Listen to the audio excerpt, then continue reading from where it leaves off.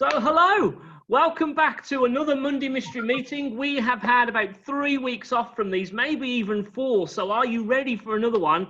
It's back. So, hello. And as you can see, we've got with us Joe Page, who is here. Well, you're at the Pioneer Centre, aren't you, as we're recording? Yeah. I live at the Pioneer Centre, yeah. So, Joe, for those people either from Riverside who don't know you or who aren't from Riverside, why don't you tell us a bit about yourself? Cool, yeah. So yeah, I'm the aforementioned Joe. I work at the Pioneer Centre. I'm a senior instructor there, so like training and getting the guys all through qualifications and through their days, kind of thing. So I've been here for 4 years. So getting on at the Pioneer Centre, which is getting on. What is everyone like? Are you the most senior? Is everyone like? Oh gosh, no. I'm not the most senior. I'm not the most senior, but Do you feel old? Is everyone coming in really young? Is that what? Yeah. We getting like new. So yeah, we got a traineeship scheme, and like the new trainee instructors are coming in, and their birthdays are like in the 2000s. I'm working with people born in the year 2000. I'm like, oh my gosh. Oh. Never thought you'd feel old, but it's happening. No, it happens to us all. Don't worry. It's still so weird. But yeah. And so, yeah, you've been at the Pioneer Centre then, haven't you? So you live on site at the Pioneer Centre as the instructor, and you've stayed there, haven't you, through lockdown? So yeah. So what happened? Oh gosh, yeah. So the centre shut, and we had to send all the trainees home. So it was just me, one other guy, and then the head of centre on site. So it was like a ghost town here. Nothing going on, and the weather was gorgeous during lockdown. So we should have been like swimming with kids, and like schools all coming in and out. But no, it was dead. It was quiet, which was really weird. So what did you just go on all the zip wires and do all the climbing walls yourself, or what did you do to fill your days? And because you're on site, what did you do? Yeah. Well, that would have been so much fun to like just go on the zip wires all of the time. But unfortunately, when the centre closed, like all of the insurance became void, so we couldn't go on like climbing walls. We couldn't do anything. So me and my friend, we played lots of board games, lots of Netflix, lots of video games, lots of going on walks. I started baking. Awesome. So you had all the flour. That's where all the flour went. Yeah. Oh, there was one time I went into like Aldi in Kidderminster to look for flour. Couldn't find any. So I ended up having to buy a 16-kilogram bag of flour from Morrison's. That's pretty much carried me through all of lockdown, that one bag. Wow. That's impressive. What has been your best baking sensation? I've been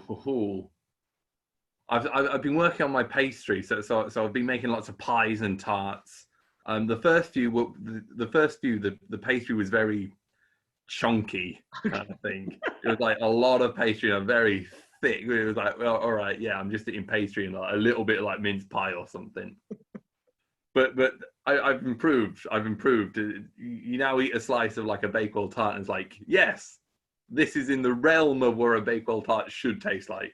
So when we can regather as a church, I'm fully expecting to be greeted with a cake now. Oh gosh. Oh, we'll see. I haven't had a lot of luck with cakes or brownies or anything. Pies and cookies is where I'm right at. Cookies, there you go, sold. We'll buy them off you. So what have been your biggest challenges over the last 6 months, would you say? Oh, I would say some of my biggest challenges have been like remaining in staying in contact with like family and friend and people who used to work with. I just lost all sort of like sense of time. So it'd be sort of like 2 weeks have gone by and be like, oh, I haven't spoken to my mum, or I haven't spoken to my friends in 2 weeks. I should do that. Yeah. Kind of thing. Just all the days blurred in together. It's sort of like. So like I'll talk to my family one day and be like, okay, cool. I will talk to them again in a wee bit. 2 weeks go by. Yeah. It's like, oh. And it gets surreal as well, because when you ring them and they go, so what's new? And you go, well, nothing. Nothing's new. I'm still here. I'm still playing board games. Nothing has changed. It was, call them up, be like, yeah, how have you been? Good. Cool beans. Nothing else to say. So that challenge of almost staying in touch with people and almost keeping on top of things. Yeah. Wow. I mean, it does get that monotony of lockdown has been so strange for so many people. It was almost lovely for some people for like a couple of weeks, and then it's like, is it Monday? Is it Tuesday? What day is it? What should I be doing today? Yeah. And almost that temptation to stay in your pajamas. I'm not seeing anyone. Yeah. Stops. Yeah, just like every day, just kind of felt like a weird bank holiday Monday or a Sunday kind of thing. So like, not a lot of places is open. So you're just like, I'll have a chill day in home, but just every day. And when you live with family or you live with a lot of people, it's acceptable because there's a few of you in a smaller space, whereas you've got a massive space with like 2 of you. Yeah. We played we had like 3 main board games we'd play regularly, like every day or every other day. Wow. So did you find yourself like did you find yourself like seeking each other out, or did you get someone going, I'm so smothered by this person, I need to see someone else, and no or something? A bit of both. We would seek each other out just to like have some form of human contact with another person.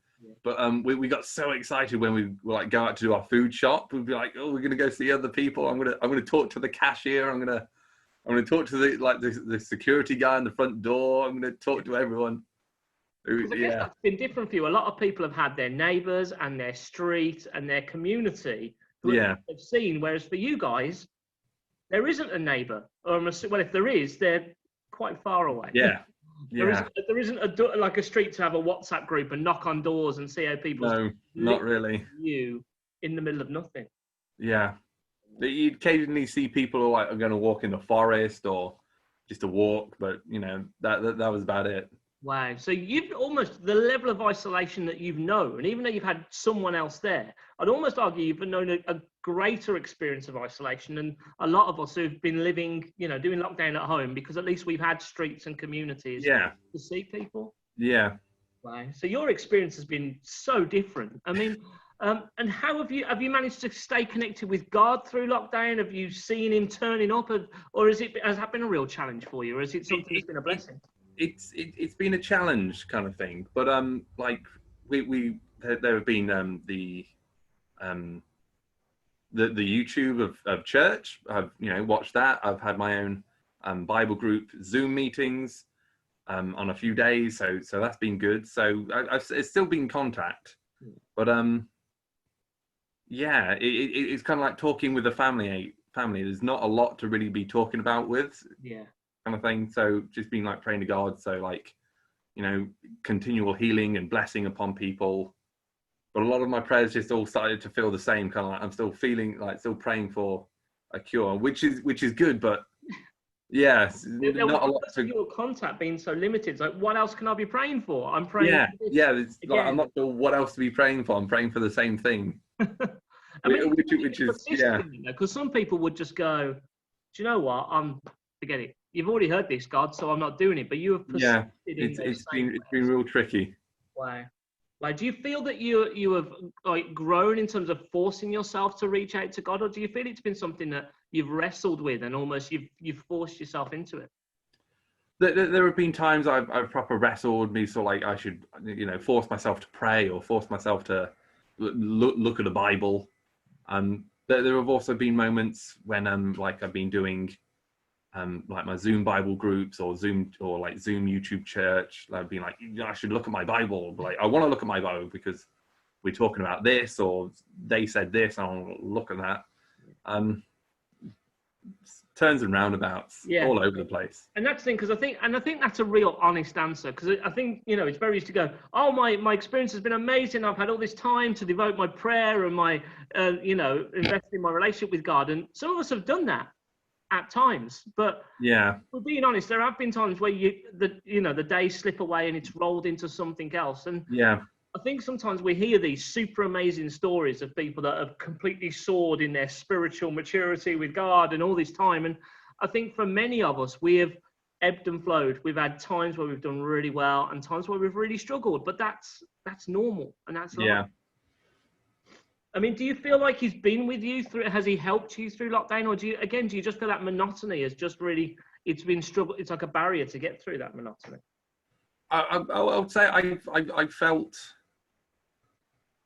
I felt him with me, or at least, he's helped me find some stuff to do. He's helped me direct my focus or attention Yeah. To some things, and so I just haven't gone crazy or got crazy cabin fever. Which you needed that. I think if yes, God yes. could do anything to intervene, he couldn't magic up a community or magic up a person, but at least he could nudge you here and there to help me find distractions. It'd be cool if you did this with your time, kind of thing. so I'd say he's helped me keep my sanity throughout lockdown. Wow. And actually some people will underplay that, but actually that's what God does. He nudges us in those little directions to give us what we need in that even keel. And sometimes we go, oh, that's nothing, but actually that's kept you from going, let's say, having cabin fever, and as you said, kept your sanity throughout lockdown, because your experience has been so different from so many other people's. Do you wish that you'd gone home? I think it would be nice. I could go for walks with my parents, kind of thing, and that would have been nice. I don't know. It's a tough one. Don't worry. Don't you have to. But now there's obviously people coming back to the Pioneer Centre. So what is going on at the Pioneer Centre now? So we got the trainees back, so which is really cool. So we're now one real big bubble. Yes. So we can do stuff in an evening together. We can play games. We can just talk and hang out, which is really cool. Just talk with other people. Yes, talk with more than one person. The centre's reopened, so we can do the activities again. We can play on the giant swing, play on the zip wire. Yeah. We got the pay to play happening most Saturdays 1 to 4. So there's people coming in. What age is that for? I think the minimum age is 7.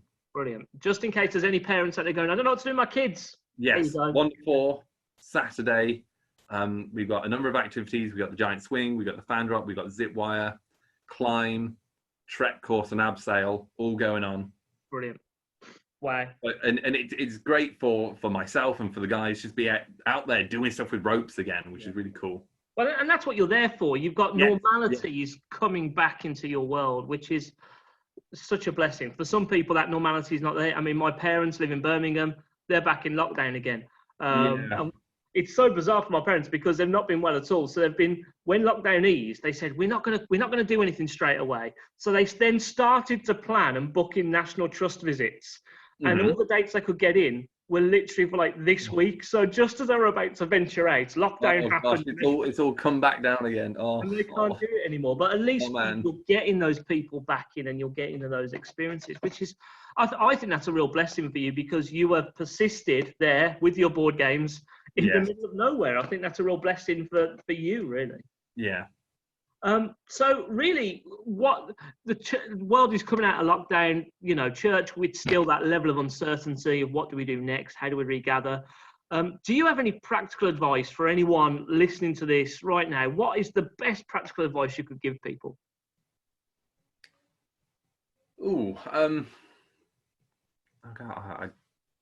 Best practical advice I could give. Just find like a project or something you can work on. So I had my pastry and I was working on that. I mean, going for walks is always great. But I mean, I think that's keep having a project. I mean, again, something like that's simplified, but actually that's what's kept you going through those times, isn't it? And actually, we all need that. We need to have our time invested in something. Otherwise, we will stare at the walls, start to, just spend all our time on the internet looking at some ridiculous stuff and all their stuff. And actually, to be involved, be invested in something, have a project, I think is the best practical advice because it keeps you mentally going. It keeps you aiming towards something to just, improving yourself little bit by little bit. Yeah, I mean, one of the things I've heard is in lockdown, with our mental response times become slower because we're not doing anything. You're not flexing your mental, having to respond. Your brain. One of the things is Sudoku puzzles. Like my dad has kept doing these puzzles because that has been the thing that's kept his brain at least responding. So I like that. Just have a project, keep it simple. And all of you out there, bake. And I will gladly take off your baking if you don't know where to put it. And just finally, really, to end, I can't believe it's been nearly 20 minutes already. So thank you so much. No probs. What can we be praying for you, for the centre? What can we be praying for? Yeah, so I pray that we can continue to think of ways in which we can do activities here, but in a safe way that follow the guidelines of the rules as they're changing, so that we can still keep the guys here motivated and just wanting to do sessions, kind of thing. And yeah, that we can help the guys here continue to push themselves, skill wise, qualifications. Yeah. To flex their muscles. Definitely. I mean, we can be praying because we need to be having centres like the Pioneer Centre open. It's a great environment for young people, for children to really grow and develop themselves. But even, as you say, for the trainees to continue to grow and develop themselves as well. Yeah. And I think, as you say, praying for that consistent and continued way of doing that would be amazing, because everyone needs that interaction. Everyone needs that growth level, and your centre provides an opportunity to do that. So of course we can do that. And what about for you personally, Joe? What can we be praying for you? Oh, I think it's opportunity to get out there and talk about my faith again, kind of thing. Yeah.